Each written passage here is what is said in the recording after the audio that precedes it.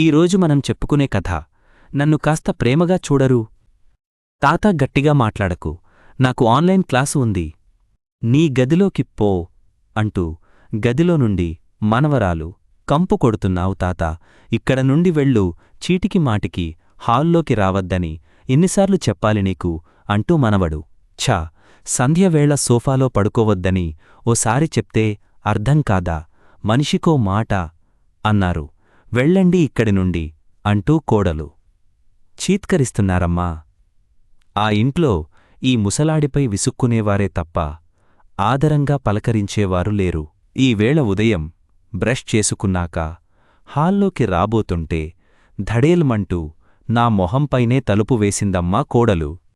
నాన్న చెబుతున్నది వింటుంటే నాకు కళ్ళనీళ్లు ఆగడం లేదు. జైల్లో ఉన్నట్టుగా ఉందమ్మా అక్కడ. నేను హాల్లోకి రాకూడదు. చివరికి భోజనం కూడా అందరితో కలిసి డైనింగ్ టేబుల్ పైన చేసేందుకు లేదమ్మా. ఉదయమే ఒక పళ్ళెంలో అన్నీ వడ్డించి గదిలో పెట్టేసి వెళ్తాడు మీ తమ్ముడు. ఇక ఆ తర్వాత తొంగి చూడరెవ్వరు. రోజంతా వెనకాలనున్న ఆ చిన్న గదిలోనే బిక్కుబిక్కుమంటూ గడపడం నా వల్ల కావడం లేదు. నా పెన్షన్ డబ్బుల్ని నువ్వే తీసుకుని నన్ను కాస్త ప్రేమగా చూసుకుంటావా తల్లి? చేతులు జోడించి అర్థిస్తున్న నాన్నను చూస్తే నా మనసు ద్రవించిపోయింది. ఒకప్పుడు ఎప్పుడూ తమ్ముడి దగ్గరే ఉంటారు. అప్పుడప్పుడైనా నువ్వూ అమ్మా వచ్చి మా ఇళ్లలోనూ ఉండొచ్చుగా నాన్నా, మీకూ మార్పుగా ఉంటుంది అని నేను, చెల్లి ఎన్నిసార్లు అడిగినా మేము కొడుకు ఇంట్లో ఉండటమే విధాయకం, పుట్టింటికి మీరు మీ కుటుంబాలతో వచ్చిపోతూ ఉండటమే మర్యాద అని చెప్పిన నాన్న ఈవేళ నన్ను మీ ఇంట్లో ఉంచుకుని నాకు ఇంత ముద్ద వెయ్యండమ్మా అన్నట్టు దీనంగా అర్థించడం నా మనసును కలిచివేస్తోంది. అమ్మ ఉన్నంతకాలమూ బాగానే నడిచిన ఇల్లు ఆ తరువాత దిక్కుదివాణం లేనట్టుగా అయింది. బతికున్నన్నాళ్ళు నాదాకా ఏదీ రానీకుండా మీ అమ్మే అన్నీ నిభాయించుకుంటూ వచ్చింది. అప్పుడు ఆవిడ విలువ నాకు తెలీలేదు. డబ్బులు సంపాదించడం నా ధర్మం, ఇంటిని నడపడం ఆవిడ విధి అనుకునేవాడిని. అంతేనా, దుబారా చేసేస్తుందేమోనన్న భయంతో ఇంటి ఖర్చులకి కూడా ఆచితూచి డబ్బులిస్తుండేవాడిని. దాంతోనే సరిపెట్టుకుంటూ తనకోసం ఎన్నడూ ఏమీ అడక్కుండానే వెళ్ళిపోయింది. ఒక్కనాడు అయినా నా చేత్తో నేను ప్రేమగా ఓ చీరో చిన్నమెత్తు బంగారమో తనకి కొనిపెట్టింది లేదు. కడదాకా అలాగే బతికింది మీ అమ్మ. నోరు తెరిచి ఎన్నడూ ఏదీ కోరని మీ అమ్మ ఆ రోజున ఇంటిని మీ తమ్ముడి పేర రిజిస్టరు చేయిస్తానంటే మాత్రం వద్దంటూ అడ్డుపడింది. కావాలంటే మీ తదనంతరం అని రాయించండి అంది. మగాడినన్న అహంతో ఆవేళ భార్య మాటని నేను ఖాతరు చెయ్యలేదు. తానే చెప్పుకుంటున్నట్టుగా నాన్న మాట్లాడుతుంటే మౌనంగా వింటున్నాను. నాకంటే 10 ఏళ్ళు చిన్నది మీ అమ్మ. నా తర్వాత తను పోతుందనుకున్నానే తప్ప ఇలా తనే ముందు వెళ్ళిపోతుందని ఎన్నడూ ఊహించలేదు. పోనీలే, వెళ్ళిపోయి తను సుఖపడింది. పాపీ చిరాయువన్నట్టు నేనేమో ఇలా. అంతా నా ప్రారబ్ధం అంటూ నాన్న తలబాదుకుంటుంటే, ఊరుకోండి నాన్నా, కష్టాలు కలకాలముండవని మీరే మాకు చెబుతుండేవారుగా, అన్నీ సర్దుకుంటాయి, బాధపడకండి, క్రికెట్ మ్యాచ్ వస్తోంది, టీవీలో చూస్తూ ఉండండి అని ఓదార్చి వంటింట్లోకి వెళ్ళి పాలల్లో హార్లిక్స్ కలిపి తీసుకొచ్చి గ్లాసు నాన్న చేతికి అందించాను.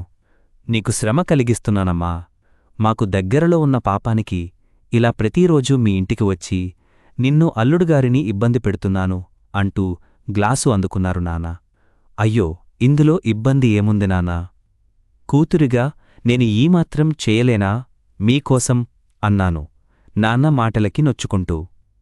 క్రికెట్ పైన ఇష్టంతో తాత్కాలికంగా తన బాధను మర్చిపోయి టీవీలో లీనమయ్యారు నాన్న.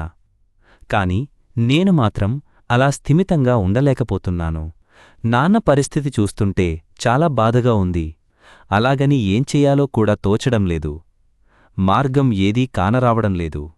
తమ్ముడిని మందలిస్తే నాన్న పరిస్థితి పెనం మీద నుండి పొయ్యిలోకి పడినట్టవుతుందేమోనన్న భయం అప్పటికీ మొన్న చూచాయిగా చెప్పాను వాడికి. దానికి వాడు, నా వల్ల చేయగలిగినంత చేస్తున్నానక్కా, నాన్నని నేను బాగా చూసుకోవడం లేదని మీకనిపిస్తే మీరిద్దరూ తీసుకెళ్ళి నెత్తిన పెట్టుకుని చూసుకోండి అనేశాడు నన్నూ చెల్లినీ కలిపేసి. ఇంకా గట్టిగా ఏమైనా అన్నానంటే ఆ పిసరంత బంధమూ పుటుక్కున తెగిపోతుందని మౌనంగా ఉండిపోయాను. నిజానికి నాన్నని నావద్దే ఉంచుకోవాలని నాకు ఉంది. కాని అందుకు మావారు సుముఖంగా లేరు. మా అమ్మానాన్నలని చూడటం కొడుకుగా నా బాధ్యత కాబట్టి వాళ్లని చివరిదాకా నావద్దే పెట్టుకుని చూసుకున్నాను. ఈ ఇంటి కోడలిగా, నా భార్యగా నా మాటని గౌరవించి నువ్వూ వాళ్లకి అన్నీ ఓపిగ్గా చేశావు. అమ్మ పోయిన ఈ 4 మాసాల నుండేగా నీకు కాస్త ఖాళీ చిక్కింది. ఇప్పుడు నీకూ వయసైపోయింది. ఆరోగ్యమూ అంత బాగాలేదు.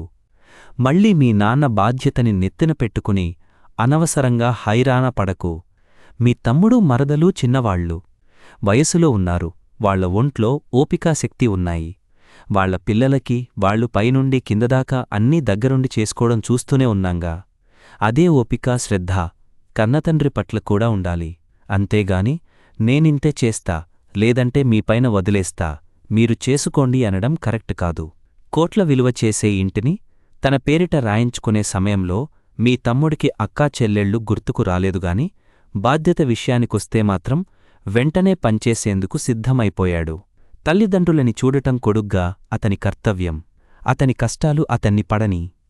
ఎవ్వరినీ సంప్రదించకుండా బతికుండగానే ఇంటిని కొడుక్కి రాసిచ్చేయడం మీ నాన్న చేసిన అతిపెద్ద పొరపాటు. అందుకు పరిహారం చెల్లించుకోక తప్పదు మరి అన్నారాయన. ఆయన మాటలు కఠోరంగానే ఉన్నా వాటిలో దాగున్న సత్యం నన్ను నోరెత్తనివ్వలేదు. ఇంతలో సెల్ఫోన్ మోగితే స్క్రీన్పైన చెల్లి పేరు చూసి ఫోన్ ఎత్తగానే నాన్న ఎలా ఉన్నారక్కా అని అడిగిందది. ఏం చెప్పమంటావులే చిన్నీ, నాన్న చాలా ఒత్తిడికి లోనవుతున్నారు అంటూ మెల్లిగా నాన్న పరిస్థితి వివరించాను. నాన్నని వాళ్లసలు ఆ ఇంట్లో సభ్యుడుగా గుర్తించడం లేదే, నాకేం చేయాలో పాలుపోవడంలేదు చిన్నీ అంటూ నాన్న బాధ్యత తీసుకునే విషయంలో మావారి అభిప్రాయాలు కూడా ఏవీ దాచకుండా చెప్పేశాను. ఫోన్లో కొద్ది క్షణాల దాకా మౌనం రాజ్యమేలింది. అక్కా, 4 రోజుల క్రితం అన్నయ్యతో మాట్లాడినప్పుడు నాన్న ప్రస్తావన వచ్చింది. నాన్నకి ఎప్పుడూ హాల్లో సోఫాలో కూర్చోవడమే అలవాటు కదా, ఇప్పుడు కూడా అలాగే హాల్లో తిరగనివ్వచ్చు కదా అని నేనంటే, హాల్లో తిరుగుతూ పెద్ద గొంతుతో మాట్లాడుతుంటే పిల్లల ఆన్లైన్ క్లాసులకు ఇబ్బందిగా ఉంటోందని, వదినికి ఓసీడీ కాబట్టి ముతక పంచ, మాసిపోయిన కండువా వేసుకుని ఇంట్లో తిరుగుతున్న నాన్నని చూస్తుంటే ఆవిడికి చిరాకుతో తలనొప్పి వస్తోందని అంటూ ఇలానే ఇంకా ఏవేవో చెప్పాడు అన్నయ్య. ఆ మాటలకి నాకు ఒళ్ళు మండిపోయి కుక్కపిల్ల హాల్లో తిరుగుతూ సోఫాలో గంతులేస్తుంటే దాని బొచ్చు ఇల్లంతా రాలుతుంటే వదినికి ఫర్లేదా మరి అని నేనంటే, ఇంతకంటే బాగా చూసుకోవడం నావల్ల కాదు. మీ ఇద్దరినీ నాన్న పండగలకు పిలిచి పుట్టింటి సారే అంటూ 5 లక్షలిచ్చాడుగా, కాబట్టి నాన్న బాధ్యత మీరూ సమానంగా పంచుకోవచ్చు అనేశాడు. మాకిచ్చిన 5 లక్షలు నీకిచ్చిన 2 కోట్ల ఇల్లు ఒకటేనంటావా అని కోపంగా నేనడిగిన దానికి వాడు ఠపీమని ఫోన్ పెట్టేశాడు. ఛా ఛా, ఏం మాటలే అవి, కేవలం డబ్బులిస్తేనే తల్లిదండ్రులని బాగా చూసుకోవడమేంటి అసహ్యంగా, వింటే నాన్న చాలా బాధపడతారు. నువ్వన్నది నిజమేలే అక్కా, కాని ఏమైనా నాన్న ఆ ఇంటిని వాడి పేరున రాసేసి ఉండకపోతే కనీసం ఇల్లు పోతుందేమోనన్న భయమైనా ఉండేది వాళ్లల్లో. ఏమిటో మనుషుల మధ్యన చివరికి మిగిలేది కేవలం ఆర్థిక సంబంధాలేనేమో అనిపిస్తోంది అంది దిగాలుగా. వాతావరణం వేడెక్కుతోందని నేనే ఇంక మాట మారుస్తూ, మా ఆడపడుచు కూతురు పెళ్లి కుదిరిందే, పై నెల 23న వైజాగ్లో చేస్తున్నారు. పెళ్లికి 10 రోజుల ముందర రావాల్సిందేనని మరీ మరీ చెప్పారు. ఒక్కగానొక్క మేనకోడలి వివాహం దగ్గరుండి జరిపించాలని ఈయనకీ ఉంది. అన్ని రోజులపాటు మేం వెళితే ఇక్కడ నాన్నని పలకరించే దిక్కులేక మరింత ఒంటరి అవుతారేమోనని ఆలోచిస్తున్నాను అన్నాను.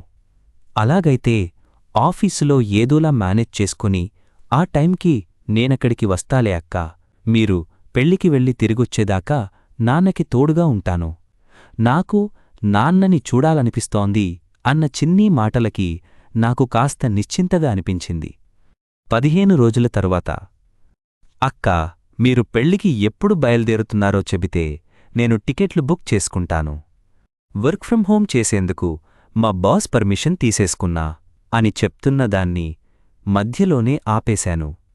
నువ్వు వెంటనే రావాల్సిన అవసరం లేదు చిన్ని, నీ వీలు చూసుకునేరా. ఈ మధ్య ఇక్కడ చాలా మార్పులొచ్చాయి. ఏమైందో తెలీదు, కాని నాన్నని వదిన నెత్తిన పెట్టుకుని చూసుకుంటోందంటే అతిశయోక్తి కాదు. హాల్లో సోఫాలో కూర్చుని హాయిగా టీవీ చూసుకుంటూ పేపర్ చదువుకుంటూ కాలక్షేపం చేస్తున్న నాన్నని చూస్తుంటే మనసుకి చాలా శాంతిగా ఉంటోందే. నిజమా? నమ్మలేకపోతున్నా. మొత్తానికి కథ సుఖాంతమైందన్నమాట అంది చిన్ని ఆనందంగా. అన్నట్టు చిన్ని, నీకు మన శంకరం పెదనాన్న గుర్తున్నాడా? ఎందుకు గుర్తులేడు? నాన్నగారి పెద్దమ్మ కొడుకు. అప్పట్లో మనం విజయవాడలో ఉండే రోజుల్లో మన ఇంటికి వారానికి 2 సార్లైనా వచ్చేవాడుగా. వస్తూ తినేందుకు ఏదో ఒకటి తెచ్చి మన చేతిలో పెడుతుండేవాడు. ఒక్కోసారి ఏదైనా తినాలనిపించినప్పుడు శంకరం పెదనాన్న వస్తే బాగుండు అనుకునేవాళ్లం కదే అంటూ పాత రోజులు గుర్తుకు తెచ్చింది చిన్ని. అవునే, ఆయనే ఆ మధ్యన ఏదో పనిమీద ఇక్కడికొచ్చారు. అదేమిటే బుజ్జి, మీ నాన్న అంత డీలా పడిపోయాడు. వాడు ఇదివరకటి మారుతిలా అస్సలు లేడు. మీ అమ్మ మరణం వాడిని మానసికంగా కుంగదీసినట్టుంది. దానికి తోడు ఆ ఇంట్లో ఆదరణ కూడా కరువైనట్లనిపించింది. ఏమైనా భార్య ఉన్నప్పుడు మగవాడికి జరిగే భోగం వేరు అంటూ బాధపడ్డారు. ఆయన నాన్న చాలా క్లోజ్గా ఉండేవాళ్లు కాబట్టి నాన్న పరిస్థితి చాలా తొందరగానే అంచనా వేసినట్టున్నారాయన. అందుకే ఆయన వద్ద నాకు ఏమీ దాచాలనిపించక ఉన్నదున్నట్టు చెప్పేశాను. నేనా ఇంట్లో కూర్చున్న అరగంటలో మీ తమ్ముడు మరదలి వరుస బాగానే గమనించానులే. చీమకి కూడా అపకారం తలపెట్టని గంగిగోవులాంటివాడు మీ నాన్న. అలాంటి మనిషిని తనకేం పట్టనట్టుగా ఆ దేవుడు వదిలేయడులేమ్మా. అంతా మంచే జరుగుతుంది. త్వరలోనే అన్నీ సర్దుకుంటాయంటూ నాకు ధైర్యం చెప్పి వెళ్ళాడాయన. ఏ ముహూర్తాన అన్నాడోగాని ఆయన చెప్పినట్టే పరిస్థితి చక్కబడింది. పెదనాన్న వాక్కు అమోఘం. నేను చెప్పిన దానికి అది ఏమీ మాట్లాడకపోయేటప్పటికి చిన్ని, లైన్లోనే ఉన్నావా అంటూ కాస్త గట్టిగా పిలిచాను. ఉన్నానక్కా. ఆలోచిస్తుంటే నాకు ఎక్కడో తేడా కొడుతోంది. అసలు అన్నావదినల్లో మార్పుకి కారణం శంకరం పెదనాన్నేనేమో అని నా డౌటు. కాదు కాదు, నిస్సందేహంగా ఆయనే. ఆయన ఘటికుడు. ఖచ్చితంగా ఏదో మాటల గారడీ చేసి వాళ్లని మార్చేసుంటాడు అంది. చిన్ని ఎప్పుడూ చాలా తెలివిగా ఆలోచిస్తుంది. అది చెప్పినట్టే జరిగుండొచ్చు బహుశా. నిజమేనే. ఆ తర్వాత 2 సార్లు పెదనాన్న వచ్చి వెళ్ళినట్టుగా నాన్న చెప్పారు అని నేను అంటుండగానే శంకరం పెదనాన్న నుండి ఫోన్ కాల్ వచ్చింది. చిన్ని, శంకరం పెదనాన్న ఫోన్ చేస్తున్నారే. ఆయనకి 100 ఏళ్లాయుష్షు కాన్ఫరెన్స్ కాల్లో పెట్టు అంది చిన్ని. రొటీన్ క్షేమ సమాచారాలయ్యాక, ఏమే చిన్ని, 4 రోజుల క్రితం మీ నాన్నని కలిసినప్పుడు చిన్నప్పటి నీ అల్లరిని గుర్తుచేసుకుని తెగ నవ్వుకున్నాడు. అక్క అన్నయ్య ఇక్కడే ఉన్నారు కాబట్టి ఆయనకి వాళ్లపైన బెంగలేదు. దూరంగా ఉన్న నిన్నే ఎక్కువగా తలుచుకుంటున్నారు. నీకు వీలైనప్పుడల్లా కాదు కాదు, వీలు చేసుకుని మరీ వచ్చి నాన్నని చూసి వెళ్తుండమ్మా. ఈ వయసులో కన్నబిడ్డల్ని కళ్ళారా చూసుకోవడానికి మించి వాడికి కావాల్సిందేముంది చెప్పు? మాది వచ్చే ప్రాణం, పోయే ప్రాణమే పిల్లల పలకరింపులేగా మాకు ప్రాణం పోసేది. పెదనాన్న మాటలకి మేమిద్దరం చాలా ఎమోషనల్ అయ్యాం. చిన్ని అయితే ఏడ్చేసింది. నువ్వు చెప్పింది నిజమే పెదనాన్నా. తప్పకుండా వస్తాను. ఎప్పట్లా వారం, 10 రోజులు కాకుండా ఈసారి 1 నెల రోజులు ఉండేటట్టుగా వస్తాను అన్నదాని మాటలకి పెదనాన్న చాలా సంతోషించారు. ఆ తర్వాత ఆయన ఫోన్ పెట్టేయబోతుంటే, ఆగాగు పెదనాన్నా, ఒక విషయం చెప్పు. ఏం మంత్రం వేసి మా అన్నావదినల్ని మార్చావు? వాళ్ళిప్పుడు మా నాన్నని నెత్తిన పెట్టుకొని చూస్తున్నారని అక్క చెప్పింది అంటూ ఆత్రంగా అడిగింది చిన్ని. దాని మాటలకి పెద్దగా నవ్వేసి, మంత్రమూ లేదు, తంత్రమూ లేదే. అయినా పెద్ద చదువులు చదివి విదేశాలు తిరుగుతున్న నీకు మంత్రాలకు చింతకాయలు రాలవని తెలీదా ఏంటి? దేనికైనా సమయం రావాలంతే అనేసి ఫోన్ పెట్టేశాడు పెదనాన్న. హతోస్మి అయితే అన్నావదినంలో మార్పుకి కారణం ఇక చిదంబర రహస్యమే అంది చిన్ని. అయితే అనుకోకుండా మరుసటి రోజే ఆ చిదంబర రహస్యం బట్టబయలైంది. కూచిమంచి శంకరంగారికి జీవిత సాఫల్య పురస్కారం అంటూ ఉదయమే దినపత్రికలో వచ్చిన వార్త వెనకే నా కళ్ళు పరుగులు తీశాయి. 7 వయసులోనూ అలుపెరగకుండా సంఘసేవ చేస్తున్న మహనీయులు కూచిమంచి శంకరంగారు. కన్న తల్లిదండ్రుల్ని వృద్ధాప్యంలో అలక్ష్యం చేస్తూ వారి ఆలనా పాలనా చూడకుండా కర్కోటకంగా ప్రవర్తిస్తున్న ఈతరం పిల్లలెందరినో ఆయన తనదైన శైలిలో దారికి తెచ్చారు.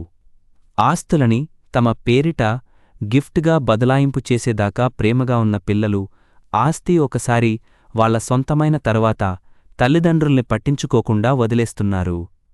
కొంతమంది కొడుకులైతే మరింత నిర్దాక్షిణ్యంగా గజ్జెకుక్కల్ని దూరంగా వదిలేసిన చందాన వృద్ధులు, నిస్సహాయులు, బలహీనులు అయిన తల్లిదండ్రులకి మాయమాటలు చెప్పి తీసుకెళ్లి తెలియని స్థలంలో వదిలేసి మా వాళ్లు కనిపించడం లేదు అంటూ తూతూ మంత్రంగా పోలీసు స్టేషన్లో ఫిర్యాదిచ్చి చేతులు దులిపేసుకుంటున్నారు. ఇటువంటి సంఘటనల్ని దృష్టిలో పెట్టుకున్న భారత ప్రభుత్వం వృద్ధుల రక్షణ కోసం ఎన్నో చట్టాల్ని చేసింది. కోర్టులు కూడా ఈ విషయంలో వృద్ధులకు అనుకూలంగానే తీర్పులనిస్తున్నాయి. అలాంటి చట్టాల్లో ఒకటి, ఆస్తిని పిల్లలకి గిఫ్ట్ డీడ్గా ఇచ్చేసిన అనంతరం ఆ పిల్లలు తల్లిదండ్రుల బాగోగులు చూసుకోకపోతే ఆ గిఫ్ట్ డీడ్ని రద్దు చేసుకునే వెసులుబాటుని కల్పిస్తోంది. అయితే దాని గురించి చాలామంది వృద్ధులకు తెలియదు. అథవా తెలిసినా కన్నబిడ్డలకి వ్యతిరేకంగా కోర్టుకెక్కేందుకు వాళ్లు ఎంతమాత్రమూ ఇష్టపడటం లేదు, సాహసించడం లేదు. అలాంటివారికి ఈ చట్టాల గురించి వివరించి వాళ్లలో ధైర్యాన్ని నింపి అండగా నిలబడి వాళ్ల తరపున పోరాడటమనే మహత్కార్యాన్ని శంకరంగారు తమ భుజస్కంధాలకెత్తుకున్నారు. ఈ పోరాటంలో ఆయనకి తోడుగా కొన్ని ఎన్జీఓలతో పాటు కొందరు లాయర్లు నిలబడుతున్నారు. గత కొన్నేళ్లుగా వృద్ధాశ్రమాలు, రైల్వే స్టేషన్లు, బస్టాండుల్లాంటి ప్రదేశాల్లో స్వయంగా తిరిగి తన దృష్టికి వచ్చిన వృద్ధులకి శంకరంగారు చట్టరీత్యా న్యాయం జరిపించారు. నిజానికి చాలా కేసుల్ని కోర్టుదాకా రానీకుండానే తన మృదువైన మాటలతో కొండొకచో చిన్న బెదిరింపుతోనే పరిష్కరించారాయన. ఆ మహనీయుని పుణ్యాన ఈవేళ ప్రశాంతంగా జీవితాన్ని గడుపుతున్న వృద్ధులంతా ఏకమై భగవంతుడాయనకి 100 ఏళ్ల ఆయుర్దాయాన్ని ప్రసాదించాలని దీవిస్తూ తలపెట్టిన ఈ సన్మాన కార్యక్రమానికి మనసున్నవారంతా ఆహ్వానితులే. అదండీ సంగతి. తనకు ఏ సంబంధమూ లేనివారి శ్రేయస్సుకే అంతలా పాటుపడుతున్న శంకరం పెదనాన్న, తన తమ్ముడు ఆత్మీయుడు అయిన మా నాన్నకి అన్యాయం జరుగుతుంటే చూస్తూ ఊరుకుంటాడా మరి? శంకరం పెదనాన్నలాంటి పెద్దలు ఈ భూమ్మీద ఉన్నంతకాలము నన్ను కాస్త ప్రేమగా చూడరు అంటూ కన్న బిడ్డల్ని అర్థించవలసిన దౌర్భాగ్యం ఏ తల్లిదండ్రులకీ కలగదు, కలగకూడదు.